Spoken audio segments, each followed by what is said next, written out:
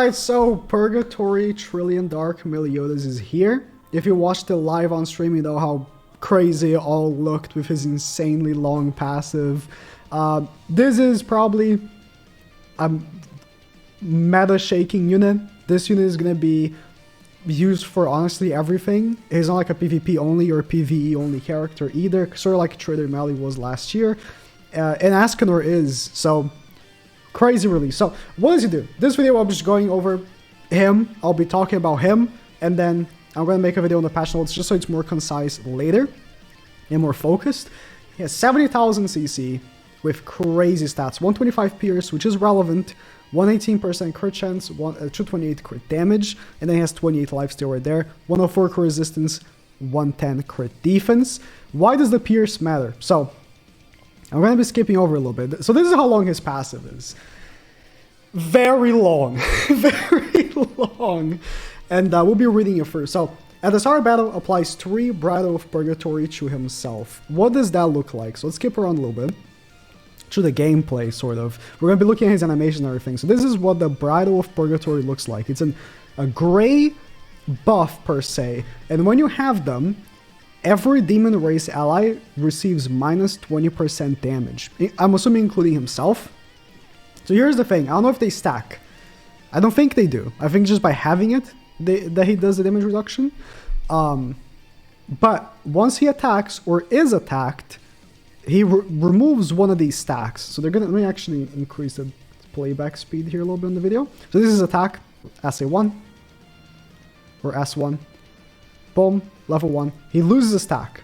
Or when he's attacked, he also loses a stack. So what happens when he loses all stacks? Then he gets True Magic. True Magic removes every debuff, so full cleanses, and plus 50% attack related stat boost. 50%! But it only lasts one turn. And by one turn, I mean one card. Like, it only lasts one card. So after he uses one card, then he gets back the Bridle of Purgatory. So let me, they're going to show the level 3 for that card right there. It looks really good. It doesn't have like a weapon, a physical weapon, so he just conjures the weapon with the balls and stuff. So let me skip a little bit. This is how it looks like. So he gets the 50%, it's of course unstrippable gray buff. He gets the gray thing on top of him. I even talked about his aura yet. This is AoE skill. Oh, this is single target still. And after he uses the attack, he comes back. And you see here, the aura, when he has the regular one, is all around the allies. Sort of like protection, which he gives to demons. The 20% damage reduction. Pretty crazy. And then his this is how the AoE looks like. Boom, boom, boom. And he looks back. It's a little bit faster because I want this video to be a little concise, but the look back is really cool. I love when like Green Demon Meli did that. So what does what do the cards do? The single target, 200 S1, and for every 1% of HP remaining on the enemy, you do 1% more damage. So let's say it's the first turn. The enemy is always going to have 100% HP, right? You do 100% more damage. The way it should work is, let's say here. So the level 3. What's the percentage of level 3? 500%? So it's 500%. You should do 1,000%, right? 100% would be like 2x, or is it 600%? Is it plus or times? Because if it's times 100%, then it would be 1,000% the card. And I think that's what it is. And he doubles Pierce. So plus 2 Pierce. That's why Pierce is actually relevant on him. Plus 2 times Pierce. So it's kind of a Pierce card with a reverse flood effect. Or I guess reverse flood would be like what Ascanor's AoE does. But it's pretty crazy. Another crazy card. Just like Ascanor's cards were crazy, this guy's cards are also pretty different. No character in the game has the cards he has. Again, similar to how Ascanor was. Now the AoE is 120 level 1 plus slash. Slash is extra damage by half of the unit's pierce percent. So when he gets the plus 50% attack related stats, that's, you know, a big thing for this card because it increases your Pierce. So both cards kind of use Pierce. They're not regular Pierce cards. Like, it's not 3 times Pierce on AoE or something like that. It just multiplies the damage relevant to the half of your current Pierce. And you're going to be like, if you have like Green Chandler, for example, you're going to be getting more Pierce. If you have Zeldris, you're going to be getting more Pierce. Stuff like that. So, the ultimate. You're going to show the ultimate here? I hope. Anytime, buddy. Let me also put in normal speed. Anytime. And they're reading it off, it's fine. The ultimate is... Okay. We'll put the volume. 아까 봤던 영상이네요. They speak so loud.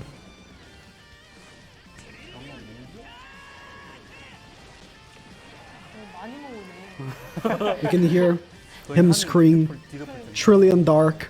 It was very low volume. This stream they have like the presenters are very loud and the game is very low. Okay, fair enough. You saw it kind of looks like Rimuru's ultimate. It kind of looks like the move Rimuru does, but I guess they're kind of similar with like all the balls and stuff, but dark. The ultimate. So 750 at 6/6. Plus Magic Explosion, which is ignores crit resistance by 60% and crit defense by 120. These values lower by the lower your ultimate level is, but it's not like it gets 0 at 1/6. At 1/6, it's 30% and 60. But honestly, at like 3/6, it's like 80 and... No, it's like 40 and 80. And it's more than good enough. If you're timing it correctly and you're ulting when you have the plus 50% attack related stats, you're not going to miss a crit because you don't have like 20 more ignoring crit resistance, right? And he also gives himself damage suppression, which is a damage cap. 40% damage cap, same as Merlin. But again, as ult level goes down, you get a lower damage cap, or like a higher damage cap. At 1/6 would be 70%. Let's take a look at the costumes. We're going to showcase that. I'm going to put on higher speed here. Showing the costumes, and we're going to take a look at the gameplay. I am a big fan of 2 of the costumes here. I kind of like this one. This one's okay as well. I really like the normal costume. And I do like this edgy costume he has right here. I don't like the haircut for it. They're going to put it on. But it's really cool. I think it goes well with the aura and the orbs. Then there's this like mangaka collab character here where he's kind of using the king outfit. Not king the character, but like, you know, a king like a monarch. He has the crown. This is a free costume. You get like the chest piece, the crown, and the weapon. And I'm assuming it works for every Meliodas. These are the weapons. You can see, you can pick which weapon he's going to conjure. And conjure? Why did I say conjure? Conjure. And one of them is Lost Fane, which is kind of funny. But it's not physical Lost Fane, right? He just makes it out of the Trillion Dark. And this is the free one, which we're all going to be getting. Like a... I don't know, what you call this? Like a king thing. And then these are the headpieces. I think him with the regular headpiece, or maybe that one, with the black outfit looks pretty good. A lot of people are like, oh, the outfit that he has looks like shit. I don't want him, because the regular outfit is going to look bad. Like, shut up. Yeah, I don't know. Like, were they going for like a solid snake type thing? I don't think it looks good on him. And this is the crown. The crown looks cool, actually. It's kind of goofy, but it looks cool. Like, I think this looks way goofier than the crown, actually. Doesn't it? Yeah. I don't know. I like the black outfit. I don't know about the haircut. But okay. Let's go to the gameplay. So this is the gameplay. I'll be honest. This gameplay is not very real. And what I mean by that is it has Grand Cross presenter gameplay, right? Where, although it's not as bad as like when Merlin came out, the person facing the Meliodas clearly doesn't know what they're doing. This is not a very good team to begin with. Like, Merlin DN is not a good combo right now with Ascanor. Merlin DN, I personally don't like in general because you're not proccing Merlin's passive with DN very well, right? She has a stance card, and she has a single target. The Ascanor team could have been better. But regardless of that, they're going to demonstrate how good Meliodas' damage reduction and attack related stat increase is. So he goes straight for Meliodas on the demon team. You can see he starts losing his stacks. And then he does the biggest misplay I've ever seen. And on purpose, right? He single targets with Diana Meliodas. Without any damage increase stacks, with 0 ultimate gauge. No real player would have done that. I guarantee you. But like, keep in mind, this is Meliodas' HP defense. This is HP gear. 272k, this is HP gear, right? 35k attack is from the attack related stat increase. So this is HP defense Meliodas. Keep that in mind when he does this attack. So, oh, I didn't finish his passive. I didn't finish his passive. I'm sorry.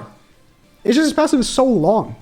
So after he applies True Magic, he gets the cleanse and attack buff, and then after attacking once, he loses it. Also, every time an enemy doesn't use a card, they get an ult gauge deplete debuff for 2 turns.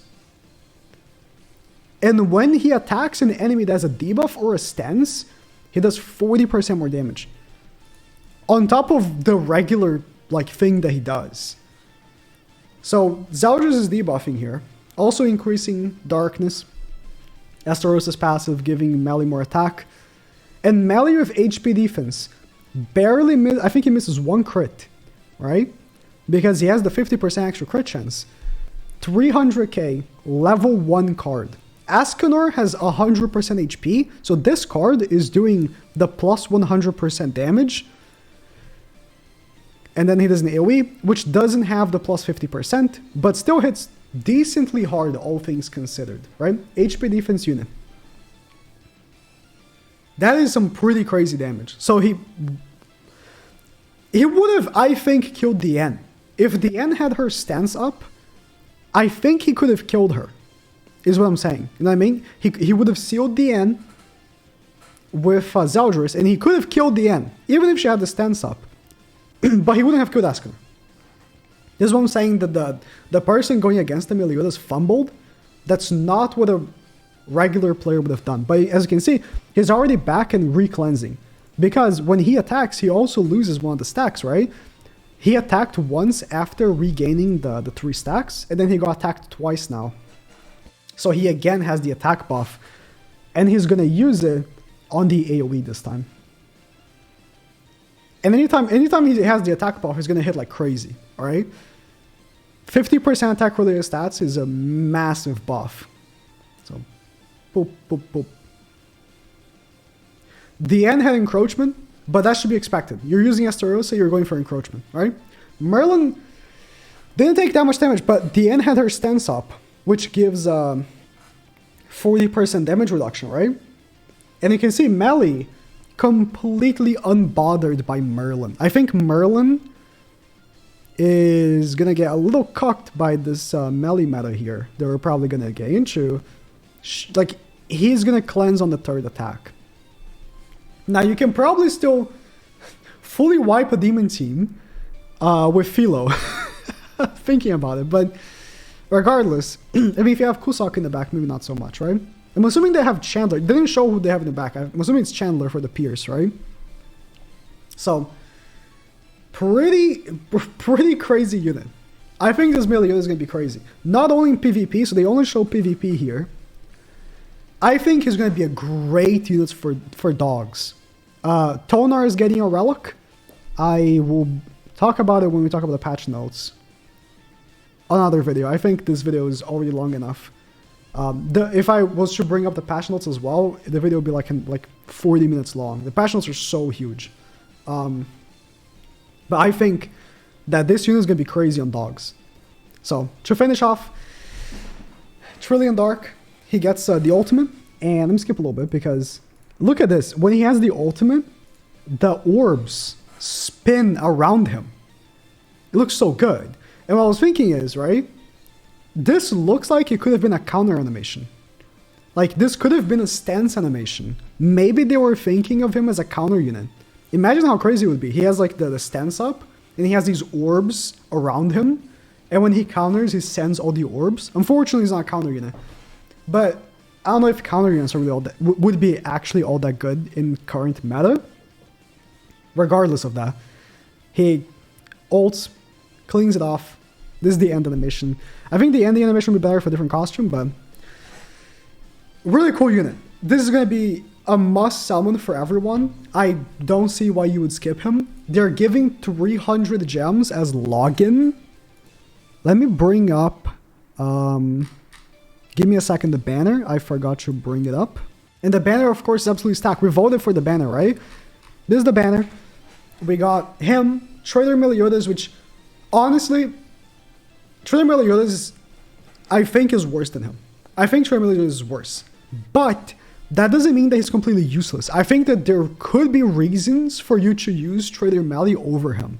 Amplify is still a really good card, and the damage reduction is still a thing. I think if you have a 1/6 of the new Meli and a 6/6 Trader Meli, maybe you pull a few copies from this banner, right? I think there's still a place for you to use Trader Meliodas. It's just not as good as the new Meli. Astarosa, obviously going to be great with the new Meli, so hope you pull dupes for him. Liz, Merlin, DN, not Margaret, but I think Margaret should be returning soon because this is not a Holy War banner. Margaret is in the coin shop though, so if you want to buy Margaret, you can buy her with festival coins if you pull dupes for characters you don't want, which is really hard to do right now because all these characters are crazy, right? And the unfeatured are really, really good. Again, we voted for them. The only bad ones are Green Meli. I don't know why the hell he's so high even. He got more votes than Megelda, Yorm, Tonar. Even this Red Liz, I'm surprised. Like, really surprised he got so many votes. I think it's only because it's Meliodas. And he's free. They're giving him out for free. We'll talk about the patch notes again separately. I don't know why this Derriere is here. I guess a lot of people don't have her. Matrona was free, but sure. And he, again, I'm guessing a lot of people don't have him because he's really not all that good. But other than that, the whole banner is super good. Tonar, again, just got a relic as well. Her relic, plus is Meliodas, plus Ascanor, plus maybe, I don't know, Brynhilder or Scotty is going to be such a crazy fast dog team. It's going to be insane. So, there's the banner. Good luck. I'll be summoning tomorrow as soon as the banner goes live at 4 p.m. Japan time. So put that on Google, what time it is for you if you want to watch the stream live. And yeah,